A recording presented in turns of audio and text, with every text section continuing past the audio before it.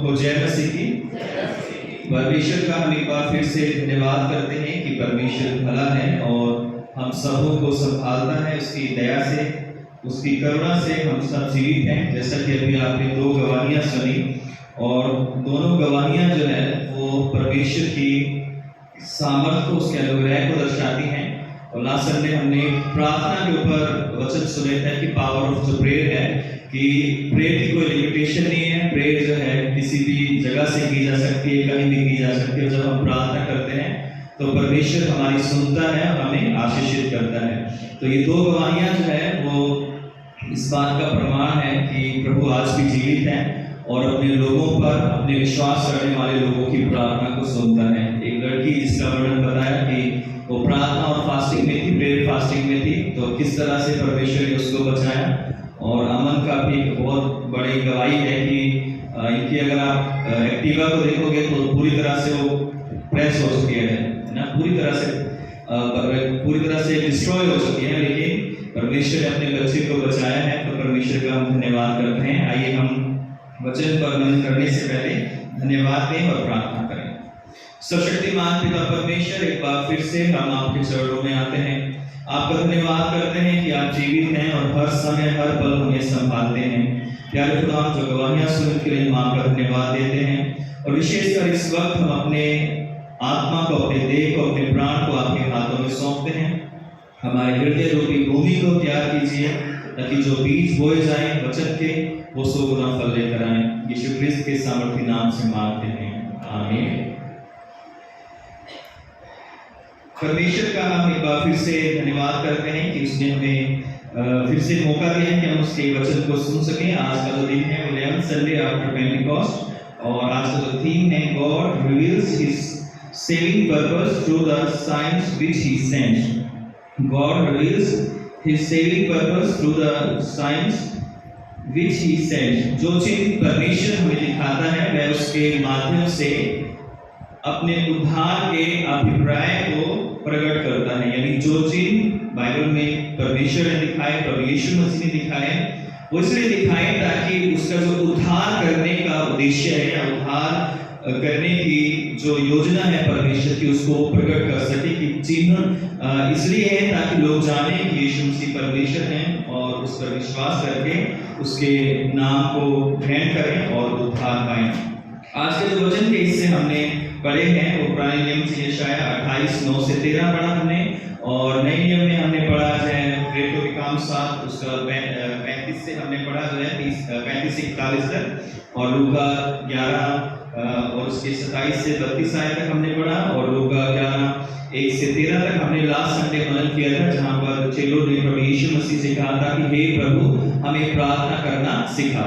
उसके बाद प्रभु यीशु मसीह पर बहुत सारे लोगों ने दोष लगाए क्योंकि यीशु मसीह ने एक गूंगी दुष्ट आत्मा को निकाला था और उसके बाद फरीसी शास्त्री आकर उसको कहने लगे कि ये तो शैतान के सरदार की, शैतान या बालजबूल की सहायता से दुष्ट आत्माओं को निकालता है। 16वीं आयत में लिखा है कि औरों ने उसकी परीक्षा करने के लिए उससे आकाश का एक चिन्ह मांगा ताकि प्रभु यीशु मसीह ने उनको एक चिन्ह दिखाए जिससे कि वो विश्वास करें कि हाँ सच में यही मसीहा है। तो प्रभु यीशु मसीह ने फिर उन्हें बताया कि जिस राज्य में फूट होती है वो राज्य कभी स्थिर नहीं रह सकता।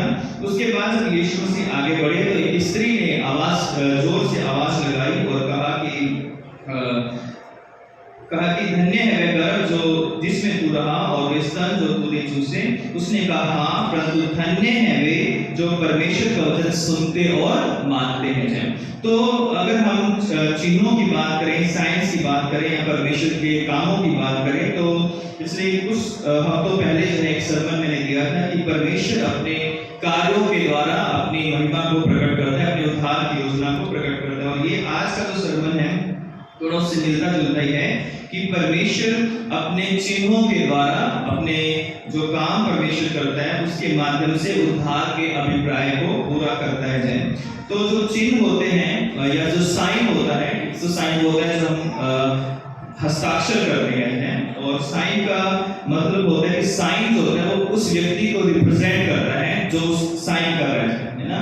हम जो भी बैंक में या अपने जो भी हम साइन जहाँ पर करते हैं वो साइन हमें रिप्रेजेंट करते हैं। ना, कि ये इस व्यक्ति का साइन, अगर आप पैसे निकलवाने के लिए जाओगे तो अगर आपके साइन मैच नहीं करेंगे आपको पैसे नहीं देंगे, या कहीं और भी कोई पॉलिसी है कुछ भी है, जब तक आपकी साइन मैच नहीं होंगे आपको जो है आप उसके आपको रिप्रेजेंटेटिव उसका नहीं माना जाएगा और आपको पैसा है जो भी आपका जो चीज है अधिकार वो आपको नहीं दिया जाएगा जब तक आपको आपकी साइन जो है वो ना मिली है। तो साइन एक सिंबल होता है, एक टोकन होता है, या जैसे मैंने बताया कि वो एक रिप्रेजेंटेशन होता है किसी व्यक्ति का, और किसी के लिए कोई एक तरह से एक लक्षण भी है कि हम जो एक साइन करते हैं पेन से।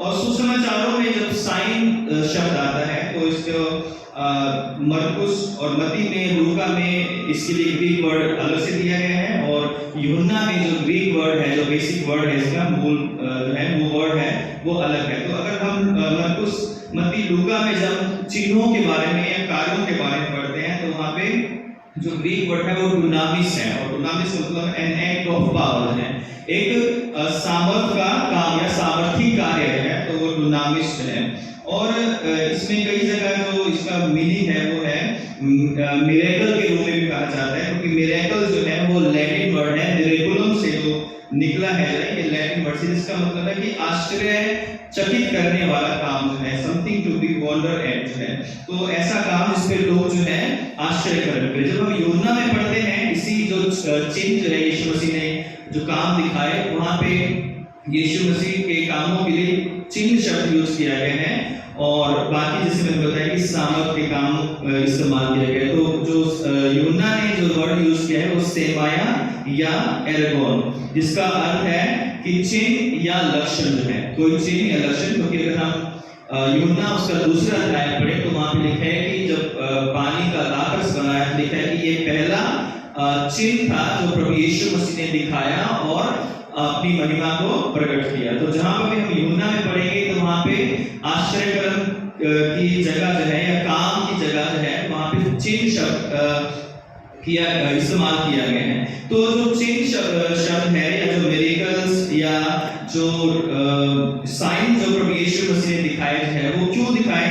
क्योंकि प्रभु यीशु मसीह जब आए, या पूरी बाइबल में अगर पुराने नियम में देखें तो बहुत सारे काम परमेश्वर दिखाता था, और काम दिखाने का मतलब ये था कि जो लोग विश्वास नहीं करते थे वो लोग विश्वास कर सकेंगे। तो यहाँ पे एक चीज है कि चिन्ह या चमत्कार विश्वासियों के लिए नहीं है ना। हालांकि हमें भी चमत्कारों पर विश्वास होता है, हम भी मसीह लोग जो है चमत्कार की तरफ ज्यादा अट्रैक्ट होते हैं, लेकिन ये अगर सही मायने में देखा जाए तो ये जो चिन्ह या चमत्कार या जो बड़े बड़े काम हैं, जो जैसे बीमारों को चंगा करना, दुष्ट आत्माओं को निकालना और मुर्दों को जिंदा कर देना, ये कर देना, वो कर देना, ये सब जो है इसलिए है ताकि अन्य जो जाति लोग हैं या जो अविश्वासी लोग हैं वो विश्वास कर सकें। जो विश्वासी लोग हैं उन्हें बिना चिन्ह के भी परमेश्वर पर विश्वास करना है। अगर हमें परमेश्वर कोई चिन्ह ना भी दिखाए, कोई बड़ा आश्चर्य कर्म हमारी जिंदगी में ना भी हो, तो भी हमारे पास पवित्र वचन है जिस पर हमें विश्वास करना है, जिसको हमें पढ़ना है, सुनना है और उसको मानना है। तो हम देखते हैं कि जो आश्चर्य कर्म है वो बेशक प्रभु यीशु मसीह के सामर्थ को प्रकट करते हैं, उसके कामों को प्रकट करते हैं। चिन्ह जो है प्रभु यीशु मसीह की महिमा को प्रकट करते हैं।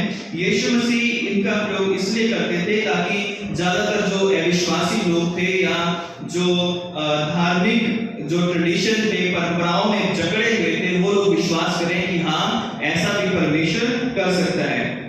चिन्ह इसलिए भी होते थे ताकि लोग परमेश्वर का भय माने और प्रभु परमेश्वर पर विश्वास करें, और चिन्ह इसलिए भी होते थे ताकि बीमार, जो दुष्ट आत्माओं से ग्रसित, शैतान से जो जकड़े हुए लोग हैं वो आजाद हो सके। और इन सब चिन्हों का करने का एक ही उद्देश्य था, या दिखाने का एक ही उद्देश्य था कि यीशु मसीह पर लोग विश्वास करें और विश्वास करके क्या करें? उद्धार पाएं, जीवन पाएं। अगर चिन्ह किसी की जिंदगी में चिन्ह हुआ है या चमत्कार हुआ है और उसने थोड़े दिन विश्वास किया, उसके बाद फिर वो अविश्वासी बन जाता है, तो वो चिन्ह उसको उद्धार नहीं दे सकता है। और जबकि यदि किसी व्यक्ति के जीवन में कोई बड़ा चमत्कार नहीं हुआ है, लेकिन उसके बावजूद भी वो प्रभु पर विश्वास करता है, अपने जीवन को उसके हाथों में समर्पित करता है, तो उसके लिए उद्धार निश्चित है कि वो परमेश्वर के नाम में उद्धार पाएगा। तो जो चिन्ह है वो परमेश्वर ने पूरी बाइबल में दिखाए गए हैं, बार बार दिखाए गए हैं ताकि लोग विश्वास करें। और अगर हम थोमा के बारे में पढ़ें तो जब प्रभु यीशु मसीह जी उठे थे तो थोमा ने कहा था कि मैं तब तक विश्वास नहीं करूंगा जब तक मैं अपने हाथों से उसके हाथों को देख ना लूं, हाथों और उसके पंजर में अपना हाथ ना डाल लूं और मैं उसे देख ना सकूं। जब यीशु मसीह आए थे तो उन्होंने कहा था कि थोमा तूने तो देखकर विश्वास किया, परंतु धन्य वे हैं जिन्होंने बिना देखे विश्वास किया है। तो आज का जो संसार है इसमें मैक्सिमम जो लोग हैं वो देखकर विश्वास करते हैं, बिना देखे विश्वास नहीं करते हैं। और इसलिए बहुत सारे लोग जो हैं जब कई कलीसियाओं में कोई आश्चर्यकर्म या ऐसी कोई बातें नहीं होती हैं तो लोग जो है सोचते हैं कि हमारी कलीसिया सही नहीं है, या दूसरे लोग कहते हैं कि तुम्हारी कलीसिया सही नहीं है क्योंकि तुम्हारे यहाँ कोई आश्चर्यकर्म नहीं होते हैं, तुम्हारे यहाँ ये नहीं होता है, वहाँ यहाँ पर वो नहीं होता है।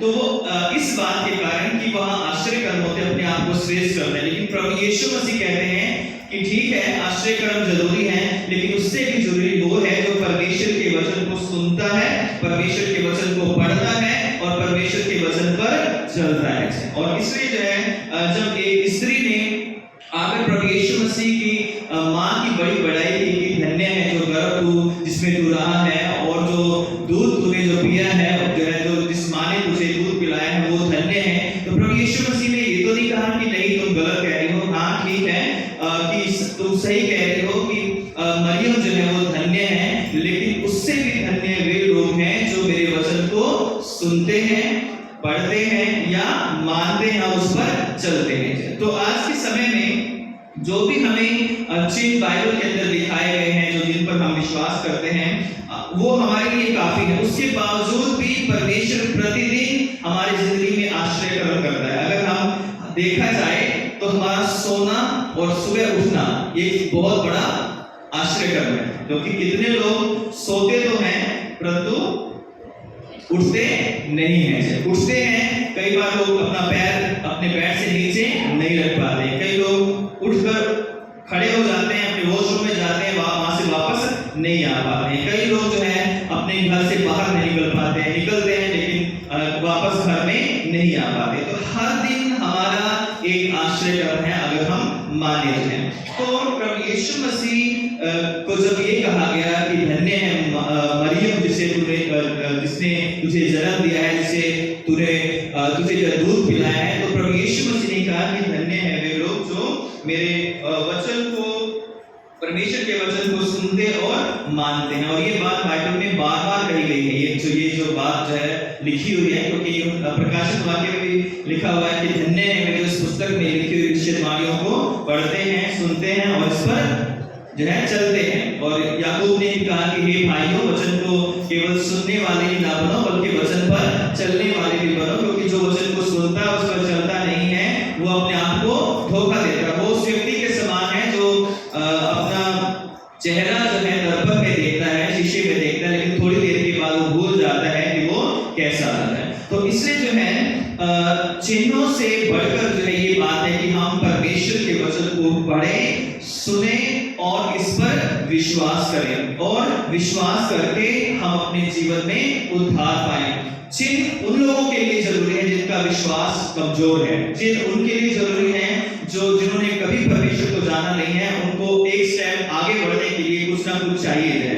उनको एक आश्चर्यक्रम चाहिए, उनको एक चिन्ह चाहिए जिससे वो विश्वास कर सके कि हाँ सच में इतने ईश्वरों में, इतने जो लाखों करोड़ों ईश्वर दुनिया के अंदर हैं, उनमें यीशु मसीह कहाँ पर है, यीशु मसीह उनके लिए क्या कर सकते हैं, वहां पर उन्हें एक आश्चर्यक्रम की जरूरत है। लेकिन मुझे और आपको जो सब कुछ जानते हैं, जिनके लिए सब कुछ उपलब्ध है बाइबल के अंदर, जिनके पास कलीसिया है, जिनके पास पासवान है, जिनके पास परिवार है, संडे स्कूल है, यूथ है और तरह तरह की अन्य सुविधाएं हमारे पास है, जहां पर हम प्रभु के वचनों को प्रैक्टिस कर सकते हैं, उसकी आशीषों को हम पढ़ सकते हैं, सुन सकते हैं, सुना सकते हैं। ऐसे में हमें आश्चर्य करने की जरूरत नहीं है, लेकिन फिर भी परमेश्वर हमें प्रतिदिन आशीषित करता है और हमें आश्चर्य कर्मों से भरता है। तो प्रभु यीशु मसीह ने आगे कहा कि जब उससे आश्रय कर्म की डिमांड की गई लूका 11 के 16वीं आयत में, और लिखा है उन्होंने उसकी परीक्षा करने के लिए उससे कुछ आकाश के चिन्हों को मांगा है,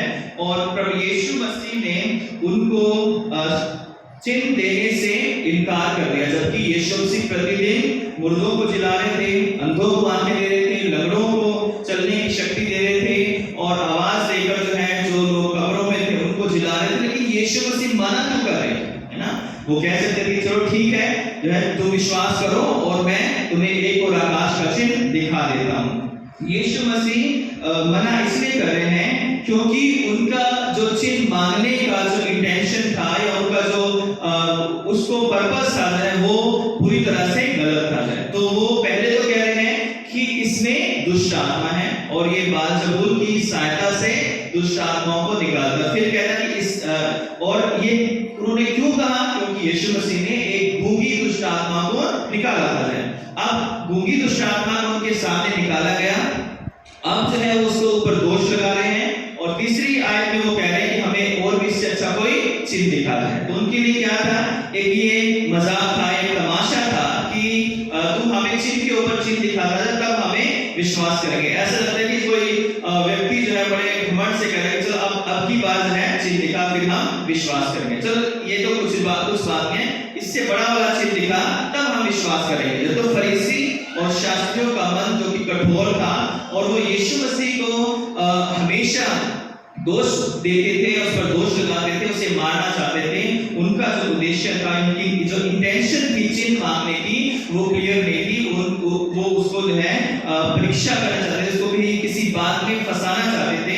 इसलिए यीशु मसीह ने साफ किया कि योना को छोड़कर तुम्हें कोई चिन्ह नहीं दिया जाएगा। फिर यीशु मसीह की वो परीक्षा करना चाहते थे, इसलिए भी प्रभु यीशु मसीह ने उन्हें चिन्ह नहीं दिखाया और उनका विश्वास भी नहीं था। जैसे कोढ़ियों का विश्वास था या अंधों लंगड़ों का विश्वास था कि हे प्रभु हम पर दया कर, है ना? जब उन्होंने ये बातें कही तो यीशु मसीह ने अपने आप उनको उनकी जिंदगी में चमत्कार कर दिया। लेकिन यहाँ पर ऐसा कुछ नहीं था कि वो लोग बीमार थे या दुखी थे या मन से पश्चातापी थे कि हम पर दया कर और हम पर अनुग्रह कर और हमें चिन्ह दिखा दे। उनका मतलब तो सिर्फ यही था कि वो किस तरह से प्रभु यीशु मसीह को बदनाम करें, किस तरह से उसको पकड़वा कर मरवा देते हैं। इसलिए प्रभु यीशु मसीह कहते हैं कि चिन्ह से जो तुम चिन्ह मांगते हो, इससे बढ़कर ये बात है कि तुम परमेश्वर के वचन को सुनो, उसको पढ़ो और उस पर चलो जाए। तो आज हमारे पास भी ये ऑप्शन है कि क्या हम चिन्हों पर विश्वास करते हैं या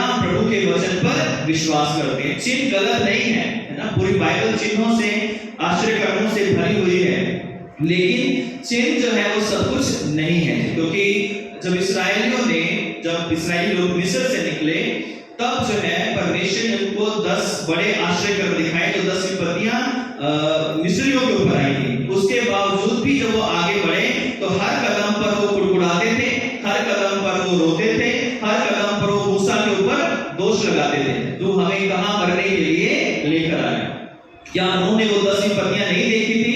क्या उन्होंने नहीं देखा था कि किस तरह से मिस्र के पहलौठे मर गए और किस तरह से उनके पहलौठे या उनके जो जानवरों के भी पहलौठे जो थे या उनके परिवारों में से एक भी व्यक्ति नहीं मरा है, जबकि मिस्र के अंदर लाशों के ढेर लगे। क्या उन्होंने नहीं देखा था? उसके बावजूद भी वो मूसा के ऊपर कुड़कुड़ाते हैं। उसके बाद भी जब मूसा 40 दिन के लिए प्रार्थना करने के लिए पहाड़ पर चला गया तो उन्होंने हारून को इतना कंपेल किया, इतना उसको दबाया कि उससे कहा कि जो है हमारे लिए एक ईश्वर बना है, क्योंकि मूसा का हमें नहीं पता कि वो कहां चला गया, हमें नहीं पता कि वो आएगा या नहीं आएगा। इस कारण उन्होंने सारा सोना चांदी इकट्ठा किया और सोना आग में डाला और उन्होंने एक बहुत बढ़िया सा क्या किया, एक बछड़ा सोने की मूर्त बना लिया और सोने की मूर्त के चारों तरफ वो डांस करने लगे, नाचने लगे, गाने लगे। जब मूसा पहाड़ से नीचे आया, परमेश्वर ने कहा कि जाके देख तेरे लोग क्या कर रहे हैं। मूसा आया, उसने वो तख्तियां उसको दी गई थी फर्स्ट टाइम है, उसने जमीन पर मार दी और वो सारी तख्तियां जो है वो बर्बाद हो गई, क्योंकि जो परमेश्वर ने खुद अपने हाथों से लिखकर उसे दी थी। क्यों हुआ? क्या उन्होंने आश्चर्य कर्म नहीं देखे ना? देखे थे, सब कुछ देखा था, लेकिन उसके बावजूद भी उन्होंने अपने मन को नहीं बदला, अपना मन में पश्चाताप नहीं किया, परमेश्वर के अधीन अपने आप को नहीं किया था। और यीशु मसीह के समय में भी ऐसा ही हो रहा था कि लोग बड़े बड़े काम देख रहे थे, लेकिन अपने मन को दीन और नम्र नहीं कर रहे थे, पश्चाताप नहीं कर रहे थे। और बिना पश्चाताप के आश्चर्य कर्म जो उन्होंने रिसीव किए या देखे या उनके सामने जो हुए, उन्होंने उन आश्चर्य कर्मों को ठुकरा दिया है। और इस कारण प्रभु यीशु मसीह कहते हैं कि इस समय के जो लोग हैं वो बहुत बुरे हैं। आगे प्रभु यीशु मसीह ने कहा कि 29वें आयत में जब हम देखते, जब बहुत भीड़ इकट्ठी हुई तो वह कहने लगा कि इस युग के लोग बुरे हैं, वे चिन्ह ढूंढते हैं, पर योना के चिन्ह को छोड़ और कोई चिन्ह उन्हें नहीं दिया जाएगा। तो जब हम चिन्हों के पीछे भागते हैं, जब हम आश्चर्य कर्मों को देखकर ही विश्वास करते हैं मसीह होने के बावजूद, मैं अन्य विश्वासियों के लोगों के लिए शायद वो जरूरी है ना, उनके कॉन्टेक्स्ट में उनको विश्वास करने के लिए उनको कुछ देखना चाहिए, क्योंकि वो इतने ऐसे बैकग्राउंड से आते हैं जहां पर जो है वो किस पर विश्वास करें उनके लिए मुश्किल होता है। लेकिन हम मसीह जब हम माँ के गर्भ में होते हैं तब से हमें प्रभु का वचन सुनाई देने लगता है। हमारे माता पिता प्रेयर करते हैं, हम चर्च में आते हैं, हम प्रार्थनाएं करते हैं, हम वचन गीत सुनते हैं, तो तब से हमारे हृदय में, हमारे कानों में जो वचन सुनाए जाते हैं, हम जैसे बड़े होते हैं, हम बच्चों को प्रेयर करना सिखाते हैं, हम गीत सिखाते हैं, हम संडे स्कूल लेकर आते हैं, तो हमारे लिए यह प्रभु के वचनों पर विश्वास करना या उस पर उसको मानना ज्यादा जरूरी है, इससे कि हम चिन्हों को मांगे। इसलिए प्रभु यीशु मसीह कहते हैं कि योना को के चिन्ह को छोड़कर तुम्हें कोई दूसरा चिन्ह नहीं दिया जाएगा, क्योंकि जब योना का 3 दिन मछली के पेट में रहा था, तो उसके बाद जब वो निनवे में गया तो निनवे के लोगों ने योना की बात पर विश्वास किया, उसे माना। लेकिन यीशु मसीह के समय में जो लोग थे, उन्होंने यीशु मसीह के बड़े बड़े आश्चर्य कर्मों को देखकर भी उस पर विश्वास नहीं किया है। इस कारण प्रभु यीशु मसीह कहते हैं कि ये जो जनरेशन है वो इवल है, ये बहुत ही बुरे लोग हैं, क्योंकि वो चिन्हों को ढूंढते हैं, उनका विश्वास परमेश्वर पर नहीं है, परमेश्वर के वचन पर नहीं है, परमेश्वर के पुत्र पर नहीं है। फिर लिखा है कि जैसा योना निनवे के लोगों के लिए चिन्ह ठहरा, वैसे मनुष्य का पुत्र भी इस युग के लोगों के लिए ठहरेगा। जैसे योना 3 दिन जैसे मछली के पेट में रहा, उसके बाद वो बाहर आया और लोगों ने उसके बात पर विश्वास किया। लेकिन यीशु मसीह जानते थे कि मैं मारा जाऊंगा, गाड़ा जाऊंगा, 3 दिन तक कब्र में रहूंगा, उसके बाद भी ये लोग उस पर विश्वास नहीं करेंगे। और उसके बाद भी लोगों ने उस पर विश्वास नहीं किया। 40 दिन वो उनके साथ रहा। फिर जब पतरस यूहन्ना ने गवाही दी लोगों को, तब पतरस यूहन्ना को जेल में डाल दिया गया। जब याकूब ने गवाही दी तो याकूब को मरवा दिया गया। अगर हम पौलुस की बात करें तो उसे भी कभी मारा गया, कभी उसे जेल में बंद कर दिया गया, कभी उसे पथरवाह कर दिया गया, कभी उसे अपने शहरों से निकाल दिया गया। तो कितना कष्ट सहा जो है लोगों ने, उसके बावजूद भी इस्राएलियों ने या यहूदियों ने प्रभु यीशु मसीह पर विश्वास नहीं किया। इसलिए प्रभु यीशु मसीह ने कहा कि योना को छोड़कर तुम्हें कोई और दूसरा उदाहरण या चिन्ह नहीं दिया जाएगा।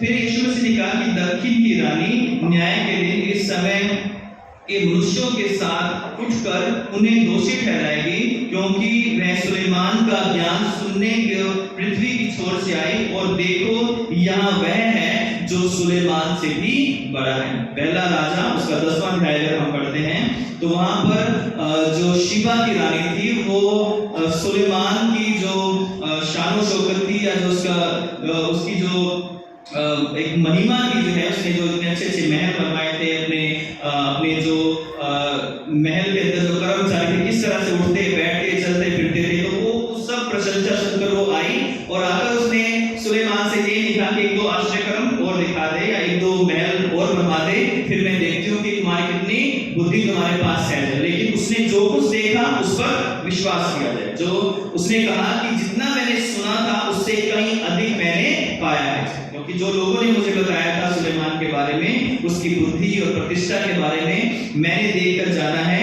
कि वो कहीं उससे बढ़कर है जो मैंने सुना है। और फिर प्रभु यीशु मसीह कहते हैं कि वो जो शिबा की रानी, दक्षिण की रानी जो थी, वो इन लोगों पर दोष लगाएगी, क्योंकि उसने तो सुलेमान की बुद्धि ज्ञान समझ को देखकर उस पर, उसके कामों विश्वास किया, लेकिन यहाँ वह है जो सुलेमान से भी बड़ा है ना।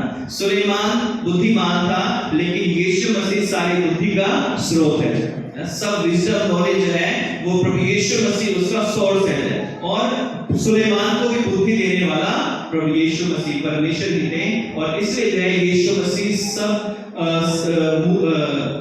योना से भी और सुलेमान से भी बढ़कर है, क्योंकि योना जो था वो फिर मर गया और उसके बाद उसको कब्र में डाल दिया गया। हालांकि वहां वर्णन नहीं है, लेकिन यीशु मसीह जब मरे जी उठे उसके बाद कब्र में कभी उन्हें देखा नहीं गया। आज भी वो कब्र इस्राएल के अंदर खाली छोड़ दी गई है, रखी गई है, और जो लोग जाते हैं वहां पर देखते हैं कि यीशु मसीह की कब्र है जो आज भी खाली है। वहां कोई हड्डी नहीं है, वहां पे कोई कुछ भी नहीं है, सिर्फ वो कब्र है जो इस बात की गवाह है कि यीशु मसीह योना से और सुलेमान से, दाऊद से, जितने भी नबी उन सब से बढ़कर है, क्योंकि वो परमेश्वर है जो मनुष्य का रूप लेकर इस पृथ्वी के ऊपर आया था।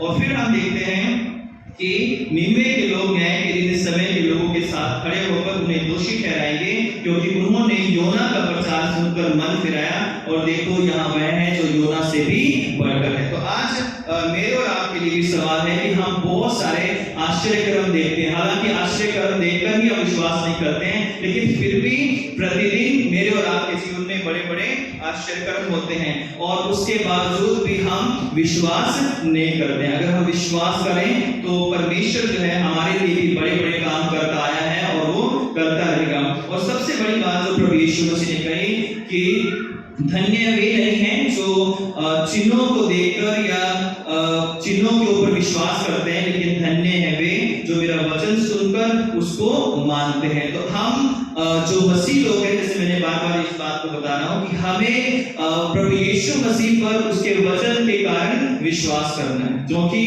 जो उसे हे प्रभु कहता है, उनमें से हर एक परमेश्वर के राज्य में प्रवेश नहीं करने पाएगा, परंतु वह जो परमेश्वर की इच्छा पर चलता है। मत्ती 7:21 से हम आगे बढ़ते हैं।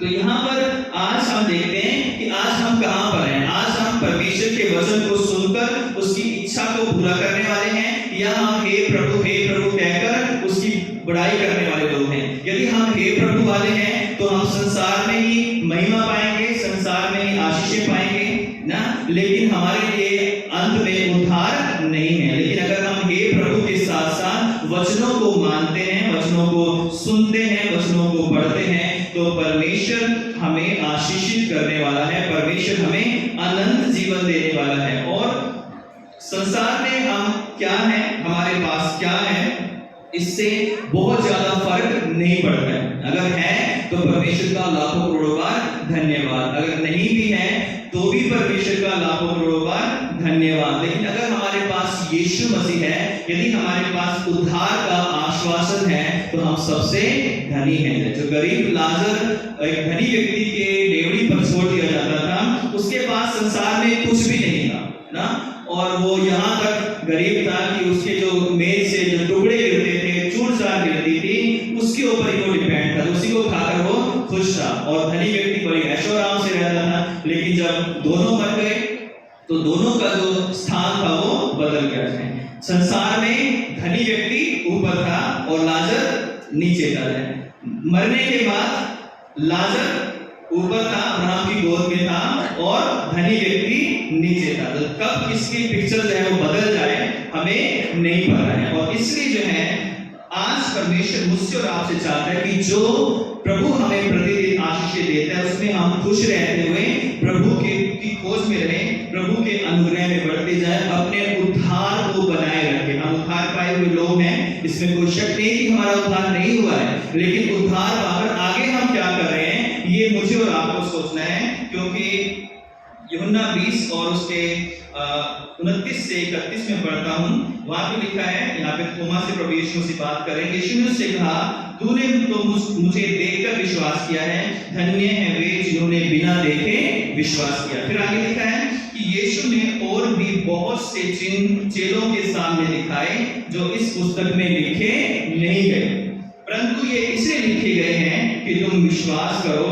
कि यीशु ही परमेश्वर का पुत्र मसीह है, और विश्वास करके उसके नाम से जीवन पाओगे। तो विश्वास करके उसके नाम से जीवन पाओगे। तो हमें आज प्रभु के वचनों पर विश्वास करने की जरूरत है। हमें इन जो पवित्र वचन हमें दिए गए हैं इनको क्लेम करने की भी जरूरत है। और जितना हम विश्वास करेंगे, जितना हम क्लेम करेंगे, उतना ही परमेश्वर हमें आशीषित करेगा। तो विश्वास करके हमें कर्मों को अपने विश्वास के साथ मैच करना है। अक्सर मेरे और आपके अंदर कमियां ये पाई जाती हैं कि हम बहुत अच्छा बोलते हैं, बहुत अच्छा सुनते हैं, लेकिन विश्वास को और कर्मों को कभी मैच नहीं कर पाते हैं। हमारा विश्वास तो बहुत अच्छा है, हम विश्वास के ऊपर बड़ी बड़ी बातें बोल सकते हैं। अगर आप में से मैं यहाँ सबको खड़ा करूं तो अगर कंपटीशन हो तो सबके 100 नंबर आएंगे जो है और मेरी 0 आएंगे प्रीचिंग करने में, है ना।